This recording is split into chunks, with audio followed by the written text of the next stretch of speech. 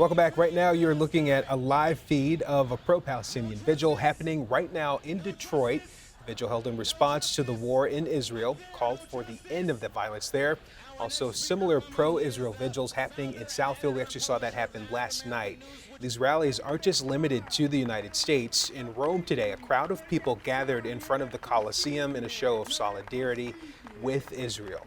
According to the latest numbers, more than 1,600 people have been killed, including 14 Americans, and more than 2,500 other people were reported injured, and more than 100 others are being held hostage by a terrorist group, Hamas. In Gaza, more than 900 people have been killed by Israel's retaliatory airstrikes, including 140 children. Around 4,000 others were wounded there, and with many people hurt now, their lives are also being lost. The question now becomes, is there any chance for any kind of peace? So joining us now in studio to have a discussion about what we're seeing and also what it would possibly take to see some peace is Imam Elahi. He is from the Islamic House of Wisdom in Dearborn Heights, and also Rabbi Asher Lopatin, Executive Director of the Jewish Community Relations Council for Bloomfield Hills. Thank you, gentlemen, both for being here. Thank you. So just first, I'll start with this.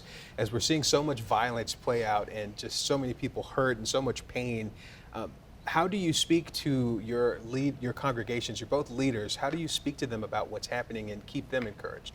Well, I think that we have to also recognize that there are different kinds of pain. We don't want any human being to be hurt. We don't want any human being to suffer or, God forbid, to be killed, Palestinian or Israeli, Jewish.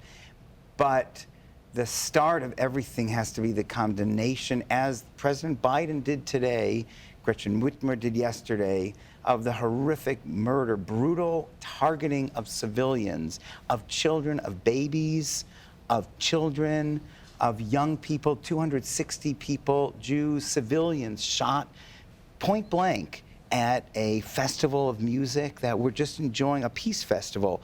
That has to be condemned. Then we can discuss what we can do about the Palestinian-Israeli situation. We'll have many disagreements about that, but it has to start with condemning targeting civilians. It's tragic. War is tragic, and civilians will die in war, unfortunately, collateral damage. But we have to first start, and I hope the rally in Dearborn, I don't think so, should have started with, we condemn Hamas for targeting civilians and killing them and kidnapping grandmothers. More than any other day since the Holocaust, Jews were massacred on Saturday. That's the start of peace, to recognize that. That's right. It's also important to note that this war is not between Israelis and Palestinians. Imam Elahi, how do you have those conversations? Well, my conversation is that war is not the answer. Extremism is not the answer. Unfortunately, Netanyahu, based on even the Israeli newspaper, Haaretz, he is the one responsible for these clashes. He came to power with hatred, racism, promoting extremism, religious extremism, secular extremism, settlement extremism, and he brought so much hate and so much destruction, denying the existence of Palestinians. His minister said there is no such a thing as Palestine or history of Palestine. Yesterday, another Netanyahu minister said that these guys, Palestinians, are just like animals, no food, no water, no medicine, no electricity. Denying the dignity of the Palestinian and existence of the Palestinian. So we think that, yes, as a person of religion, I've been in the last 2-3 days praying both personally and in public for peace. But we believe that the path to peace is justice, is observation of human rights, is to respect human rights, respect United Nations resolution, respect international laws. But apparently Netanyahu and people who share his mentality, they deny all of these things. It's not only about Gaza. Look at the West Bank. The 2023, the deadliest year for Palestinians in the West Bank. So when Rabbi talks about condemnation of, the families, the children, women from the Jewish community, but where is the condemnation also? So far, over 5,000 Palestinians been killed or wounded in Gaza, and there are women, men, children, and they have no place to go. Even the United Nations shelters under bombardment, the mosque under bombardment. I mean, if somebody want to blame Gaza people, in month of Ramadan, that people in Aqsa Mosque, they are doing their prayer. The Israeli forces under Netanyahu, they attacked the mosque, and unarmed people who were peacefully praying, they were under attack. So we think that, yes, we stand for peace, but at the same time stand for justice and the end of discrimination, end of dehumiliation of Palestinian, and putting them under humiliation and denying their existence. I think there should be a way, but bullet and bombardment and bloodshed is not the way. If that was the solution, we shouldn't have this war. It's been going on for 75 years, but it's still the same problem. It's continuing, Rabbi. The solution is free Palestine from Hamas. Free Palestine from Hamas. Hamas wants to destroy Israel, yes, from the river to the sea. They do not want peace. You know, those 260 precious lives that were gunned down, that were murdered, those were people that were peace-loving people that would have wanted a two-state solution. Hamas, in its charter, is against it, does not want Jews in that land, in their Palestine land, from the river to the sea, and does not want Israel. Free Palestinians, I hope at that rally in Dearborn tonight, I hope they were saying, we hate Hamas. Hamas is ruining the Palestinian cause. But you know, Rabbi, and actually, Israel withdrew from Gaza and end the occupation. Well, Israel did end the occupation in 2005 from Gaza. It moved out. That's not good enough. People want open borders. And they would have open borders if they wouldn't bring in 5,000 missiles. We were talking But we earlier. disagree. You know, in West Bank, you know, Rabbi, you know, in the West Bank, in Jenin, when even that Shirin Abu Akla, Al Jazeera journalist, was killed, even a journalist could not survive. It was not Gaza, it was not Hamas over there. It's West Bank. Even the Palestinian Authority that recognized Israel and signed agreement with Israel, they didn't get nothing. They I mean, rule Israeli, in the West Bank. The they did Palestinian not. Authority is in control of Area A of the West Bank. And we have distinguished people that have died in Jenin. Those are militants. And yes, there will be tragically some civilians, even reporters, that get caught. But that Israel is not targeting civilians. Israel is not shooting down babies and targeting them. Israel actually worked very hard to avoid collateral damage. That is not the case, Rabbi. 75 years. You know, the real reason is occupation. Now Netanyahu announced war. Looks like they have been joking for the last 75 years. What were you doing that now you announce war? And war against Gaza.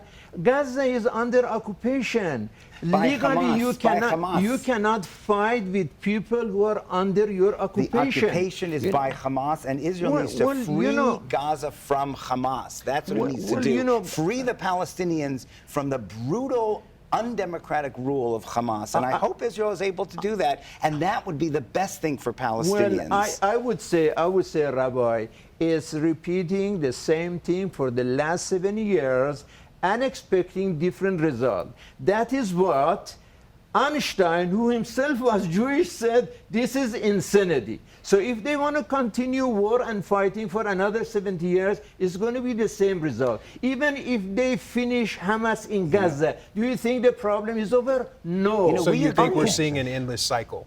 It is a cycle. There should be justice. There should be respect for human rights. There should be respect for also Palestinians to exist as human beings, not to deny their rights and their dignity. I consider myself a Zionist and a pro-Palestinian Zionist, and I definitely believe in the dignity of the Palestinian people and the national rights of the Palestinian people.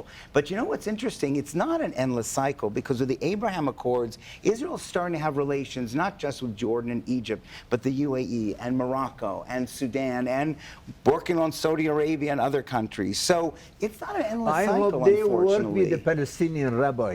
Why you need to talk with Saudi Arabia, United Arab, Morocco? They are not under occupation. They have no problem with Israel. You have to solve your problem with your neighbors, with the Palestinians. Do you think it's a situation where we're just not seeing enough people wanting to collaborate and work together? I think the situation is people like Netanyahu, they are for extremism, and this extremism is destructive. And this guy, he doesn't care about Palestinians, he doesn't care about Jews, he cares about his own power. That is why he loves war. He is glad there is war. I heard some rumors, even in Israeli newspaper, they are saying that Egypt told Israel 10 days in advance that something is going on. And Netanyahu said everything is under control. But Imam Elahi, since 1947, Israel agreed to a Palestinian state alongside a Jewish state, and the Palestinians and the Arab people rejected it. And then after 1967, the Khartoum Agreement was no negotiations, no discussions. Why they didn't and do even it tonight then? in Dearborn, I heard from the river to the sea, there's no recognition for Israel to exist at all. Israel has tried the Oslo Accords, the Camp David Accords, Ehud Barak. They signed it, Israel but has tried. they did not do it. That's the problem. Saying something is something, and doing it is something else. Unfortunately, I mean, they are increasing settlement in West Bank. What kind of recognition is that these are even illegal, even based on United States laws? The settlements are illegal, and they are increasing, and everybody was saying it. And this guy doesn't care about the lives of Jews or Palestinians. He just wants his power. He thinks this war is a golden opportunity for Netanyahu to increase his power and to cover his crime and corruption in Israeli courts and survive. Probably not. Probably this might cause the downfall of his government. So actually, I don't think Netanyahu wanted it. Netanyahu avoided war as much as possible going into Gaza. The real mistake seems to be disengagement from Gaza. Arrogance, because he's arrogant, he's losing his mind. But Israel tried something different. Sharon, who passed away, tried disengagement from Gaza, tried something different. Okay, we're going to unilaterally pull out of Gaza and a lot of the Samaria, also northern Samaria, and see what happens. And tragically, but they this kept is what you attacking have. Gaza. In 2008, they attacked Gaza. In 2014, they repeated. 2021, and each time, thousands of Palestinian men, women, and children were massacred. And they Gaza. were not massacred. They were fighting back against Hamas. That's the sad thing, is when it became Hamas-controlled and not Palestinian-controlled, really. So are you not hopeful that we could see peace?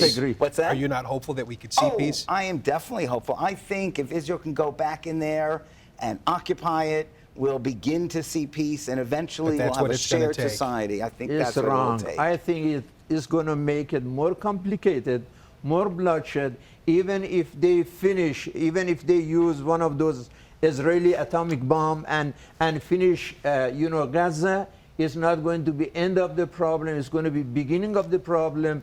The solution is not war. The solution is justice, is wisdom, is respect for human rights. That's the only, and end of occupation. I think that's the solution. And this is something that we say this because we care for Palestinian, we care for Jewish people, we care for humanity, we care for all. That is why we say end of Hamas occupation. I agree with you. Gentlemen, thank you so much for this conversation. It's an important one to have. We are certainly hoping to see some peace at some point. Please God. We'll keep watching the situation. Hopefully we can have you both back. Thank you so much. Thank you. Thank you.